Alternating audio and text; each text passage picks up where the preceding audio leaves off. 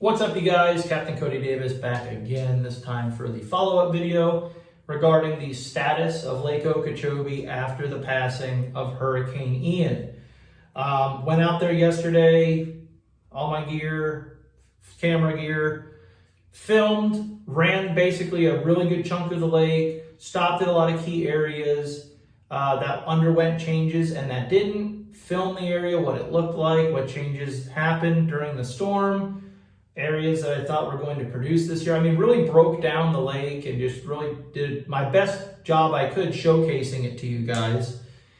And long story short, I can't upload it. And the reason is, I don't know what the reason is, but my thinking, and this might sound really stupid to any of you that are in IT or know anything about technology, because I don't know how all this crap works, but I think our state of Florida is in such a bad state right now with everything going on here. I think the system, like wireless internet system or whatever, is bogged down. It's overloaded, right? Because no one on the West Coast has cell service, has internet, has anything. And so many people are either A, here trying to connect with people over there in any way they can, or B, people from over there are driving out here my way to get cell service, to get internet, to try and communicate with people, trying to reach out for help, whatever the case is. And I think it's just bogged down. Now, that might not be it at all, but my camera's recording 4K. I know that kind of bogs a little bit more down when you're trying to upload a video. So I tried to upload it for the last 24 hours. I have no success. I said, you know what? I'm just going to film it on my phone and just try to do it that way because I figure it's going to film or it's going to upload quicker. It may not. You guys might not see this video either. I don't know. We'll see. We're going to give it a shot. I'm just going to kind of talk you guys through everything I found and saw. Before I do that, I'm sure all of you have seen the damage and the devastation that's happened over on the West Coast. I know I already mentioned it again, but it's literally like I haven't been in a good mood since the storm because it's literally depressing. It's sad. It hit so close to home because it literally hit our home. I mean, it was literally like 40 miles away. This happened, 50 miles away or whatever it is. And it just so easily could have been us here. It could have been any of us that live in the state of Florida. I know so many here in the fishing community around the Lake Okeechobee alone that have lost everything. So basically, like that's what Breezy's been doing. She's been trying to get people together to go over there and bring supplies. I know Mike Krause from Fishing Headquarters brought over like 500 gallons of fuel today, borrowed our horse trailer to go over there. Breezy's been going through all of Lake's baby clothes that he's already grown out of to bring over there to women that we know. Like I said, my wife's sister is a NICU nurse, deals with all the babies and everything over there. So she knows a lot of individuals that have newborns that lost everything. So we're doing a run over there tomorrow with that and just old clothes, just clothes extra clothes we have around the house. My mother-in-law's going to Costco tomorrow to buy everything she can just to do a run over there. And what I was going to get at, just kind of a silver lining or just a bright spot in this whole thing. I live in Belglade, Florida, right? And I've been traveling to Clewiston for work the last 2 days. Those are not big name cities on the map of Florida at all. I mean, I don't know how many people live here, but we're kind of small town USA out here. And the amount of people not only coming out here because they have to, because the closest place from the West Coast that has fuel, that has cell service, that has anything like this. So there's a lot of people out here buying, cases of water, buying supplies here, and just the attitude and the hospitality of everyone around, just seeing people like in need and people coming to buy cases of water. There's the place I was at the other day, there's a 5-case limit, and literally seeing someone buy 5 cases and 3 people in line say, are you going over there? And literally 3 people in line buying 5 cases to give to this person so we can go over there with, 20 cases. Everyone's just, the gas stations are slammed out here, the Walmarts, the grocery stores, it's a zoo. I mean, there's more people here right now running errands, trying to get supplies than there will be for the whole entire year put together. And just the patience with everybody and everybody just trying to help each other. It's really cool to see. And, I traveled back east to go home on 27, and the amount of individuals with pickup trucks and flatbed trailers loaded down with Yeti coolers, bags of clothes, fuel cans, cases of water and Gatorades and food heading west. It's awesome to see. I mean, you know, I know the United States, or, you know, America is in a kind of a weird state right now with politics and racial, all this crap going on, and this person hates this person doesn't like this person because they don't believe in this person voted for this person. But at the end of the day, when you see this, like, you realize kind of none of that shit matters at all. I mean, it's not companies. I mean, it's individuals just caravanning over to the West Coast just to do anything they can to help. So I don't know. It's really cool to see. You know, anything that you guys can do, any individuals can do, just to donate. I said in my last video, I was going to try and share like different companies or organizations or drop zones that are going over there. I haven't really, my Breezy's really trying to do her research with this stuff and trying to find, you know, because everyone keeps asking her, how can I help? Where can I go drop supplies off? How do I do this? How do I do that? If you don't follow my wife on Instagram or Facebook, Breezy McMillan Davis, or Breezy McMillan Fishing on Instagram, she's been sharing and posting different things. But anything any of you can do would definitely mean the world to them. Anybody over there, I have my brother-in-law's over there as a lineman, and he's like, dude, it's something out of a movie. It's crazy. So I feel for all of you. If any of you are watching this from over in that area, anything that I can do, or you know, anything you can think of, I feel for you guys, thinking about you, and, you know, don't hesitate to reach out if there's anything that we can do here. So that's that. The status of Lake Okeechobee. So there's a couple of things going on with the lake. So initially, when I went out there, so I ran out of Clewiston. I ran from Clewiston to Uncle Joe's Cut, and that water between Clewiston Channel and Uncle Joe's on the outside was very chalky, and that's a term I use a lot on the lake. You'll get like a light, it's not a dark mud, it's a real light, almost looks like you dumped a bunch of chalk in the water. And that happens, I guess, from kicking up off the rock bottom or whatever, I'm not sure. And that happens this time of year all the time on the outside. I mean, it's very rarely you get to fish the outside edge. So I knew that was going to be pretty churned up.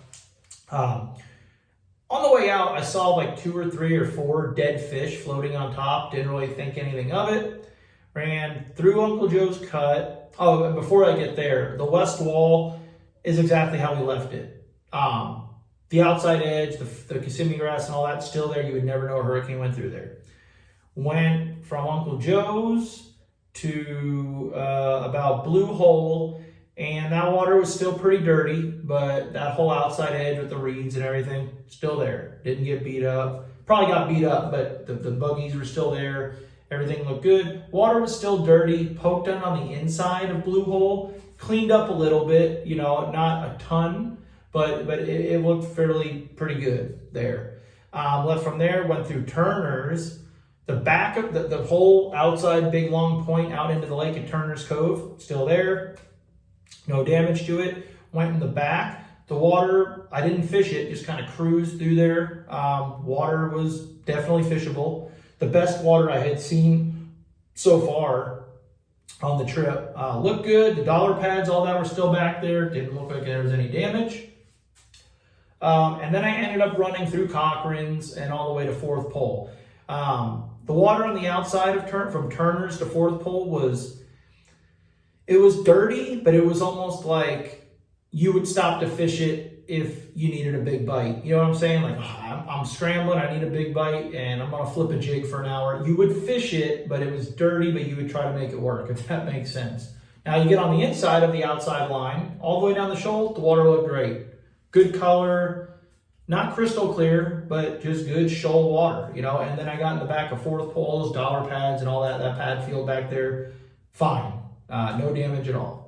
So I was like, okay, well, I kind of figured as much the way the wind was blowing. Ran up, got to Whiddens and went to fish Whiddens, and the water was really red. So what I mean by that is it's a stagnant water that is low on oxygen, I believe. It's really hard to kind of spot because you're going to get in it and think you're just in really clean tannic water. And a lot of people are like, man, this water's really clear. It's probably not getting bit. But I have a white trolling motor, and my head of my trolling motor underwater will show red. Another way to tell is if you're ever running on pad and you look back at your whitewash or your rooster tail, it'll have a red hue to it. I'm not a biologist. I don't know what causes that and everything, but I don't like fishing the red water. I have some people that tell me they catch them in it, but they tell me they catch them in it the first day they find it there. Like if you're in Pelican Bay, catching them, you go back there the next day and it's red, you'll catch them, but then a couple days later you don't. It's almost like they won't stay in it, but it doesn't kill them, but they don't really want to be in it. So I left. I didn't even fish. I ran through Bird around there. I don't fish Bird Island. I kind of poked into Harney, but all that water is red, and I think all that red water is dumping out of Fish Eating Bay, Fish Eating Creek, all back there, the Monkey Box, way in the back of Monkey Box. I think that westerly wind towards the end when that front hit blew that red water out towards the main lake. So from what I could tell, looking back, it didn't look like they got much damage, but the water being red just kind of kept me out of there. So I did a lap around Bird. Bird got pretty messed up. And that's because I think it's just its own little island out in the face of the lake. It didn't look horrible. I mean, but you could tell a little bit of damage was done. There was like clean water, dirty water, just kind of depending on how it mixed up in there. But it got kind of beat up, but it wasn't gone by any means like I thought it might be. Red water was around there still, and like I said, I'm not the biggest fan of Bird anyway, even though a lot of people catch a lot of giant fish there. I said, well, I'm just gonna run up to Horse. Made it to the south end of Horse, the water was still red, so I literally just slowed down and ran north until my rooster tail, my whitewash, was not red anymore. Oh, I keep hearing something back here. Got about midway to Horse, no damage. The outside line is still there, the grass looks great. I trolled in the back. I saw some fish on beds, nothing big, but there was some clean water back there. Could see some fish moving around Horse. Didn't really fish much, caught like 2 little tiny pin diggers, and cranked up and ran towards Indian Prairie. Like I figured, when I got to Indian Prairie, because Horse was fine, Indian Prairie was fine. The outside line was great, Kissimmee grass, dollar pads, but the red water was dumping out of that canal. And I've mentioned that in my videos. A lot of times we have a big rain drop, they're moving water. Any of those canals are going to produce that red water, that real tannic, dark water. And it was, so I just kind of went on by, but it looks great. It looks like you would never know a hurricane hit there. Went past there and ended up going all the way to Tin House. I was in Tin House on Tuesday. The storm hit here Wednesday night, and this was Friday. Looked just like I left it, just with more water. All the grass was there, the outside line, everything. It was crazy. The water was clean back there. Even on the outside, it was totally fishable. So I don't know how that happened because I was taking a direct hit, but Lake Okeechobee is a strong SOB, I guess. Went around through Third Point and Buckhead, all in there. Looks fine. The water is dirty there, though. Again, that was getting the brunt of it. I mean, that was getting a direct hit. The buggies are there. The submerged grass was all intact, good to go. But just, you know, there was kind of some crappy looking water that may have even settled down today. Kings Bar got beat up. It did. It's still there, obviously. The pass, when you come in from the river, isn't a narrow chute anymore. It's pretty wide. But Kings Bar has some holes in it. It got beat up. And at the end of the day, you look at that and you look at Bird. On the outside edge, we're talking about on the shoal and on Indian Prairie and Horse, talk about buggy whips, round reeds. Well, they could take a lot more abuse than flat reeds or cattails can. And Bird, and you know, there's a lot of them in Bird and a lot of that in Kings Bar. And I think that is why it got beat up a little bit more than the rest of the lake did. North Grassy, I did not run to because I don't fish in there. But Cale Stevens told me it got beat up pretty bad too. He was describing where you could run and all this in there. I don't fish in there. So I don't know even what the hell he was talking about, but he fishes in there, I guess, a lot. I don't know. If Cale Stevens fishes there, you probably should too. But he said it's beat up. I don't know. So that got beat up. So anyway, I left from there, but the water looked good in the back everywhere. I saw some fish spawning. I mean, I was like, this is crazy, the lake's fine. Ran back, and I was gonna finish up fishing in the back of West Wall. And when I got to the hog pen, I was running back there, and the water was really red in the hog pen, and it just reeked of dead fish.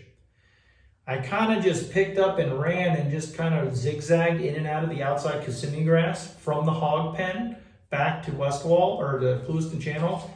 And when I say I saw dead fish, I didn't see like 100 or 200. I literally just saw a dead bass here, a dead bass there, a dead bass here. And some of them were big, some of them were like 8 pounds. And I said, this is so weird, you know, why would these fish die? And I said, maybe it was from a seine net boat. We have commercial seine netters, the seine net for catfish out in the lake. And I said, maybe they were out there seine netting the day before the storm while they could.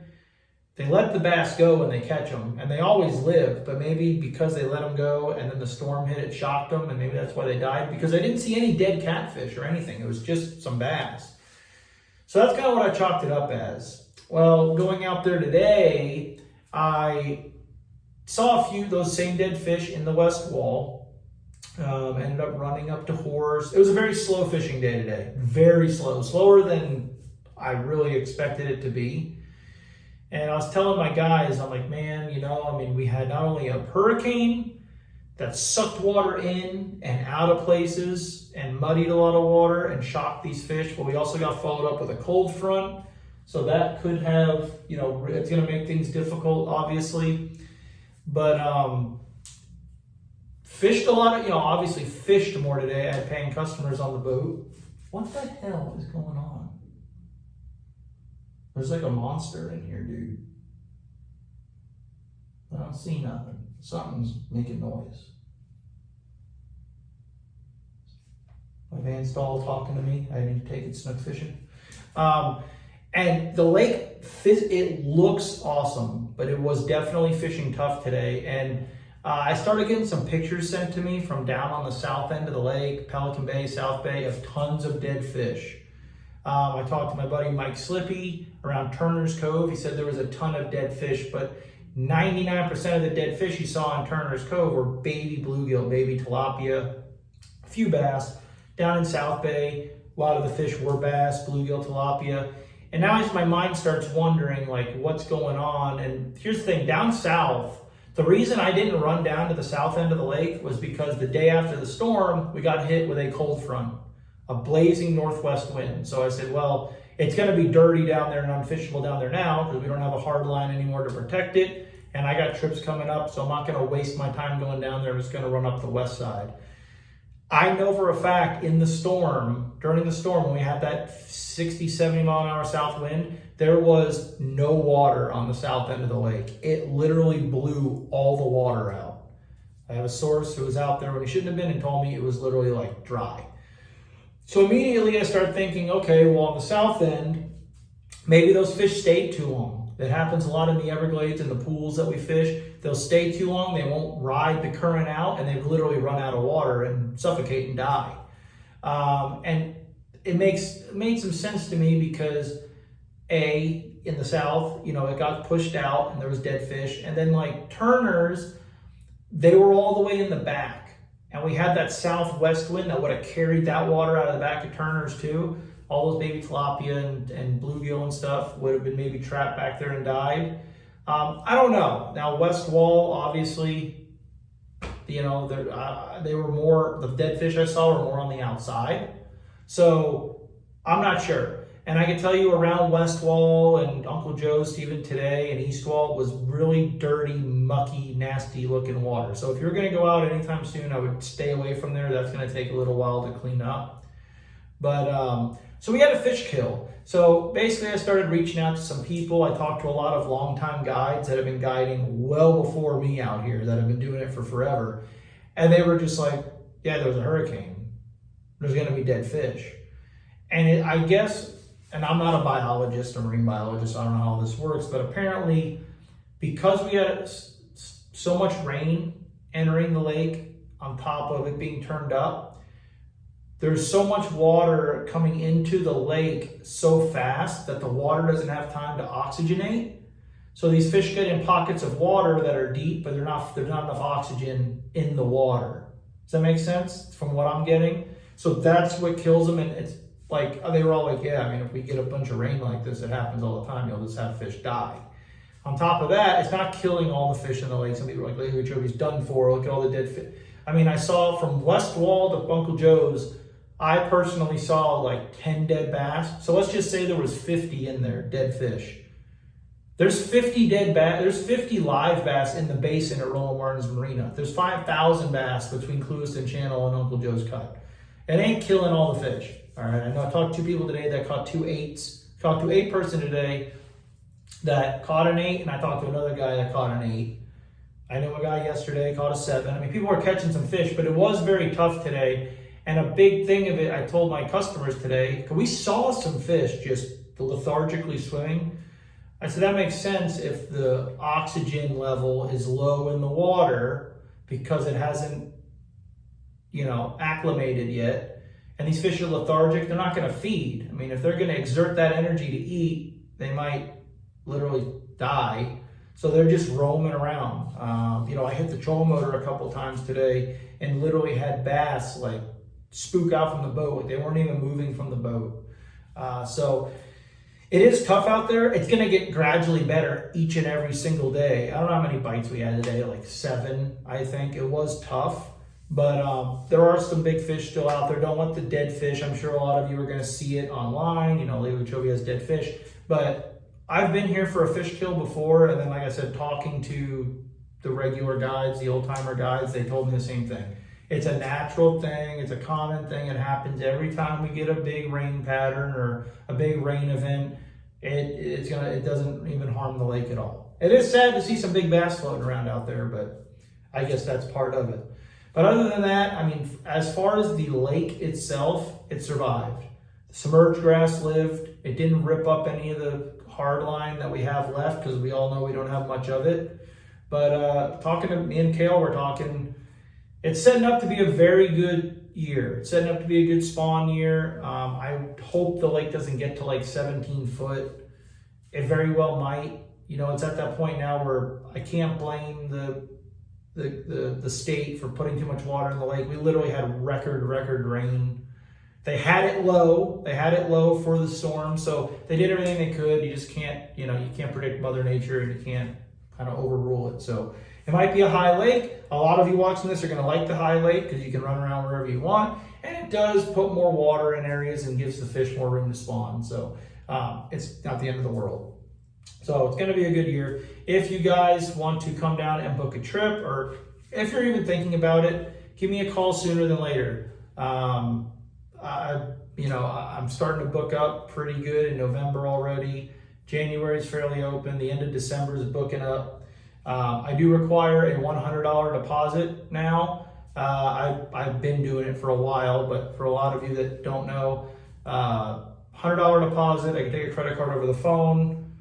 I had 2 no-call, no-shows, literally like boom, boom, like in a row. I was doing it, a lot, but then some days I'm busy. I don't have time to write down a credit card number and do all this, so I just put you in the book. But for now, it's helping me with everything. I just require a $100 deposit to put you in the book. And yeah, that's it. If you want to call and book a trip, just shoot me a text. That's the best way to get a hold of me, or give me a call. But shoot me a text, let me know, and then I'll usually, when I have a minute, I'll sit down and call you. But like I said, I think it's going to be a good year. It's not me just shooting you bullshit. I think it's going to be a good one. And the lake's fine. I was so relieved and happy to get out there and see the grass, see the clean water, see fish literally spawning. It was very refreshing to have some good news after this week we've had down here in South Florida. So that's it. I'm getting ready to go to bed. We're going to do some errands tomorrow, go help some people out. Might try to sneak off and do some snook fishing tomorrow night, and then I work this week, but hopefully before too long I've got another awesome video for you guys of us catching some big fish out on Lake Okeechobee. So until then, I will see you guys on the next one. If you have any questions, reach out. So see you guys, take it easy, and definitely be safe out there.